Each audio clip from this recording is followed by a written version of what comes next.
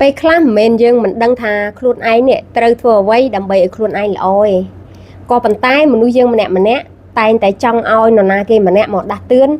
ឬក៏ត្រូវការឃើញលទ្ធផលអ្វីមួយដើម្បីឲ្យខ្លួនឯងជឿជាក់ថាអូអ្វីដែលយើងគិតនេះវាពិតជាត្រឹមត្រូវហើយអញ្ចឹងបានគេតែងតែប្រាប់យើងឲ្យទៅមើលអ្វីដែលល្អទៅមើលអ្វីដែលធ្វើឲ្យយើងរីកចម្រើនដោយសារតែយើងមានការគិតយើងមានការចង់តែយើងមិនចេញទៅធ្វើដោយសារតែយើងមិនទាន់ច្បាស់លាស់ថាអ្វីដែលយើងគិតនេះវាអាចធ្វើទៅល្អដែរឬទេអ្វីដែលយើងគិតនេះតើអាចធ្វើបានដែរឬទេយើងត្រូវការផុសតាងឬក៏ត្រូវការនរណាគេម្នាក់មកបញ្ជាក់ឲ្យយើងខ្ញុំចង់ឲ្យអ្នកទាំងអស់គ្នាព្យាយាមទៅមើលអ្វីដែលល្អទៅមើលនរណាម្នាក់ដែលយើងមានអារម្មណ៍ថាមើលគាត់ហើយធ្វើឲ្យយើងសប្បាយចិត្តមើលគាត់ហើយធ្វើឲ្យយើងចង់ឲ្យខ្លួនឯងនេះរីកចម្រើនមើលគាត់ហើយធ្វើឲ្យយើងចង់ grow up ឡើងបើសិនជាអ្នកទាំងអស់គ្នាមិនមាន idol នៅក្នុងចិត្តឬក៏មិនមាន mastermind ទេអ្នកទាំងអស់គ្នានឹងមិនងាយភ្ញាក់ឬក៏មិនងាយក្រោកទៅធ្វើអ្វីដែលខ្លួនឯងចង់ធ្វើទេដូចខ្ញុំនិយាយនៅខាងដើមគ្មាននរណាគេម្នាក់មិនដឹងថាធ្វើម៉េចឲ្យខ្លួនឯងល្អធ្វើម៉េចឲ្យខ្លួនឯងរីកចម្រើនទេគ្រាន់តែយើងនេះមិនចង់ទៅធ្វើតាមអ្វីដែលខ្លួនឯងគិតតាមអ្វីដែលខ្លួនឯងដឹងឧទាហរណ៍បើសិនជាអ្នកទាំងអស់គ្នាចង់ឲ្យខ្លួនឯងនេះមានរូបរាងស្អាតឬក៏ចង់ឲ្យខ្លួនឯងមានសុខភាពល្អមិនមែនអ្នកទាំងអស់គ្នាមិនដឹងទេថាត្រូវធ្វើអ្វីខ្លះត្រូវធ្វើរបបអាហារត្រូវទៅហាត់ប្រាណយើងដឹងទាំងអស់ត្រូវធ្វើបែបម៉េចក៏ប៉ុន្តែមូលហេតុដែលយើងមិនទៅធ្វើដោយសារតែយើងមិនទាន់ជាប្រកបនៅអ្វីដែលយើងចង់នេះឲ្យពិតប្រាកដអញ្ចឹងអ្នកទាំងអស់គ្នាបើសិនជាចង់ធ្វើអ្វីក៏ដោយត្រូវតែមើលគំរូមនុស្សម្នាក់ដែលយើងទុកចិត្តបានទៅមើលគំរូមនុស្សម្នាក់ដែលយើងជឿជាក់គាត់ហើយឃើញគាត់ធ្វើហើយបានលទ្ធផលបានសមិទ្ធផលដែលពិតប្រាកដបើសិនជាចូលចិត្តចង់ទៅហាត់ប្រាណចង់សម្រក់រាងរបស់ខ្លួនឯងឬក៏ធ្វើរបបអាហារយើងឧស្សាហ៍ទៅមើលអ្នកដែលគាត់ធ្វើលំហាត់ប្រាណយើងអាសាចូលទៅមើលថាតើគាត់ធ្វើអ្វីខ្លះមិនយូរមិនឆាប់អ្នកទាំងអស់គ្នានឹងធ្វើតាមគាត់ហើយដោយសារតែមនុស្សយើងចូលចិត្តដើរតាមនរណាគេម្នាក់ដែលឃើញគេដើរហើយគេជោគជ័យដើរហើយគេទទួលបានលទ្ធផលបើសិនជាអ្នកទាំងអស់គ្នាចង់បានស្បែកដែលស្អាតដែលភ្លឺពីខាងក្នុងស្បែកដែលមានសុខភាពល្អអ្នកទាំងអស់គ្នាឧស្សាហ៍ទៅមើលអ្នកដែលគេមានស្បែកស្អាតអ្នកដែលគេស្រឡាញ់នៅស្បែករបស់ខ្លួនឯងមិនយូរមិនឆាប់អ្នកទាំងអស់គ្នានឹងអាចធ្វើបានទៅតាមដូចគេហើយដោយសារតែការដែលស្បែកស្អាតវាមិនប្រកបទៅលើខ្មៅសសដែកបាយទឹកឃ្មុំអីទេសំខាន់ទៅលើស្បែកដែលមានសុខភាពល្អសំខាន់ទៅលើស្បែកដែលភ្លឺថ្លាពីខាងក្នុងអញ្ចឹងអ្នកដែលមានស្បែកស្អាតគេមានអ្វីខ្លះការញ៉ាំទឹករបបអាហារការចូលគេងការថែស្បែករបស់គេការជំរុះកោសិការបស់គេយើងទៅមើលហើយយើងនឹងធ្វើតាមហើយដោយសារតែ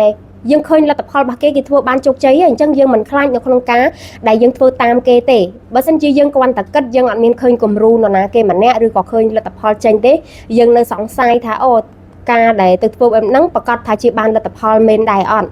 អញ្ចឹងយើងអត់ទាន់ច្បាស់លាស់បានខ្ញុំប្រាប់អ្នកទាំងអស់គ្នាថាគិតចង់ធ្វើអ្វីក៏ដោយយើងទៅមើលអ្នកដែលយើងទុកចិត្តអ្នកដែលធ្វើឲ្យទទួលបានលទ្ធផលអ្នកដែលយើងមើលឲ្យធ្វើឲ្យយើងចង់ធ្វើតាមគេអញ្ចឹងហើយការដែលយើងទៅមើលគេការដែលយើងចង់ធ្វើតាមគេពេលខ្លះយើងមិនបាច់តាមគេទាំងស្រុងក៏បានដែរយើងធ្វើតាមគេខ្លះហើយយើងធ្វើអ្វីដែលជាខ្លួនឯងខ្លះមិនថាជាការដែលចង់ឲ្យខ្លួនឯងរីកចម្រើនឬក៏ទៅរៀនសូត្រអ្វីមួយឬក៏ការថែទាំរាងកាយឬក៏ការដែលចង់សម្រក់រាងយើងមិនមែនប្រកាសថាអូយើងទៅមើលគេហើយរូបរាងគេចកេះគេមកក្តាប់ហើយយើងចង់ទៅឲ្យបានដូចគេហ្មងវាមិនអាចដូចគេទាំងស្រុងទេដោយសារតែរាងកាយរបស់មនុស្សយើងម្នាក់គឺខុសគ្នាសំខាន់ឲ្យតែយើងផ្លាស់ប្ដូរពីយើងរៀងមានសាច់ទៅរៀង